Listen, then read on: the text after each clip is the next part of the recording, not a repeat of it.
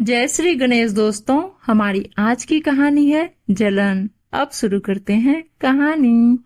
अरे ये क्या, अभी तो मैं गैस धीमी करके गई थी और ये किसने तेज कर दी, सब्जी ही जल गई। मोना का चेहरा रोने जैसा हो गया। उसने बड़े मन से सब्जी बनाई थी पर सारी फेंकनी पड़ी।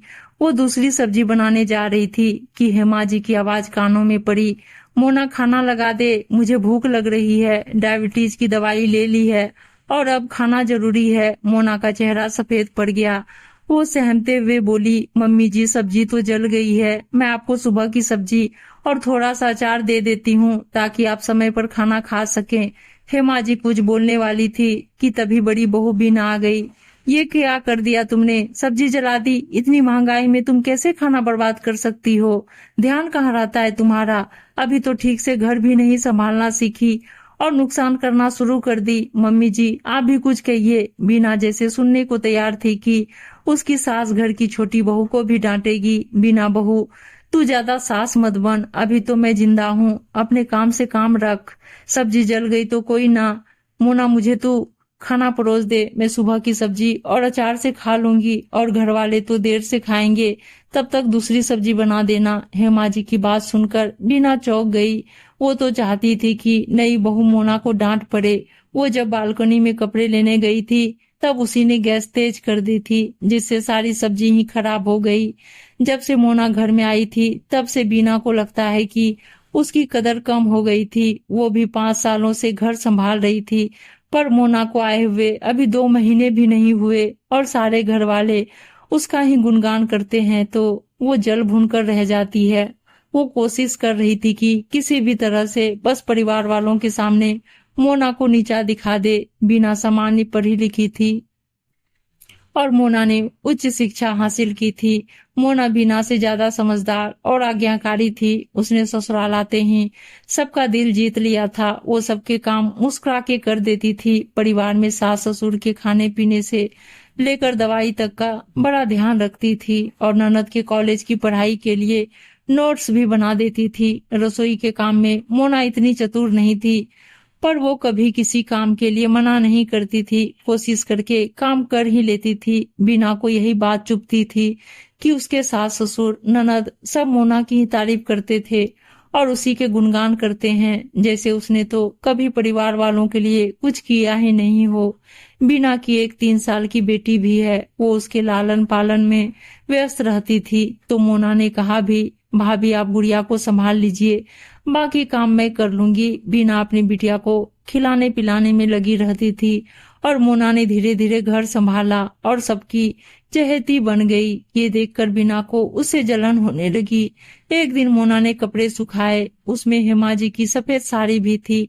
वो हेमा जी की सबसे पसंदीदा साड़ी थी। बीना चुपके से बालकनी में आई और उसने वो साड़ी पर लगी कपड़े की पिन हटा दी और कमरे में आ गई। थोड़ी देर बाद घर की घंटी बजी। नीचे सफाई करने वाली साड़ी घर में देकर गई, जो सड़क पर जाकर गिरी थी और सड़क की गंदगी साड़ी पर लग चुकी थी। ये देखकर बीना फिर से चिल्लाई, मोना ये तुमने क्या कर दिया? मम्मी जी की सबसे अच्छी साड़ी खराब कर दी, अब तो तुम्हें सजा जरूर मिलेगी। मोना थोड़ा सा घबरा गई। तभी हेमा जी आई और उन्होंने साड़ी देखी। मोना को उसके कमरे में भेज दिया और बीना को अपने कमरे में बुलाकर दरवाजा बंद कर लिया। बीना हैरान थी, सजा तो मोना को मिलनी थी, सासू माँ ने मुझे क्यों बुलाया? बीना बहू, तू घर की बड़ी बहू हो और तुझे ये सब काम शोभा नहीं देते हैं। परिवार में इज्जत बनाए रखने के लिए खुद ऊपर उठा जाता है, ना कि दूसरे को नीचा गिराया जाता है। मुझे पता है तू मोना से जलती है, उसके गुण तेरी आंखों में चुभते हैं। मोना और तुझ में एक बड़ा फर्क यही है कि तूने 5 साल घर को चिड़चिड़ करके बोझ समझकर झल्लाकर संभाला, कभी किसी की मन से सेवा नहीं की। वही मोना चाहे काम करना कम जानती है, पर वो खुशी से करती है और सच्चे मन से करती है। उस दिन जब तू गैस की आंच तेज कर रही थी तो मैंने तुझे देख लिया था। जलन की भावना तुझ पर इस कदर हावी हो गई थी कि तूने अन्न का अपमान कर दिया, जानबूझकर सब खराब कर दिया। मुझे लगा तू सुधर जाएगी, पर आज तुझे अपने कमरे की खिड़की से मैंने तुझे जानबूझकर साड़ी से पिन हटाते हुए और साड़ी नीचे गिराते हुए देखा और तूने सारा इल्जाम मोना पर लगा दिया। शर्म आती है मुझे तेरी सोच पर। अपनी ही देवरानी से जलती है, उसे सबकी आंखों में नीचा गिराना चाहती है। वो तो तुझे अपनी बड़ी बहन की तरह मानती है। मैं उसके सामने भी तुझे डांट सकती थी, पर फिर उसकी नजरों में तेरा सम्मान कम हो जाता। इसलिए मैंने कमरे में बुलाया। परिवार के सदस्यों में आपस में जलन की भावना हो तो परिवार में प्रेम नहीं बना रहता है, वो घर बिखर कर रह जाता है। तुम दोनों को मिलकर घर संभालना है। जिस तरह मेरे दोनों बेटे मिलकर दुकान संभाल रहे हैं, उस तरह तुम घर मिलकर नहीं संभाल सकती हो। वो तुझे बड़ी बहन समझती है तो तू क्या उसे छोटी बहन नहीं समझ सकती? अच्छी भावना से नए रिश्तों की शुरुआत करोगी तो सब अच्छा ही होगा। वो तेरा काम भी कर लेती है ताकि तू गुड़िया की अच्छे से देखभाल कर सके, फिर भी तू उससे जलती हो। ये तो बहुत ही गलत भावना है। अपनी सासू माँ की बात सुनकर बीना का चेहरा फीका पड़ गया। उसने माफी मांग ली और कहा वो फिर ऐसा कभी नहीं करेगी।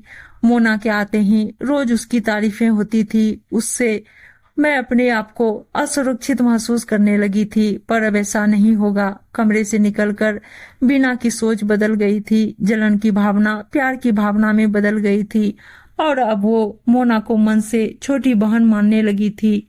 हेमा जी की समझदारी से देवरानी और जेठानी मिलकर प्यार से घर चलाने लगी। उम्मीद है दोस्तों कहानी अच्छी लगी होगी और अच्छी अच्छी कहानियां सुनने के लिए चैनल को सब्सक्राइब और वीडियो को लाइक शेयर जरूर कर दीजिएगा। धन्यवाद दोस्तों।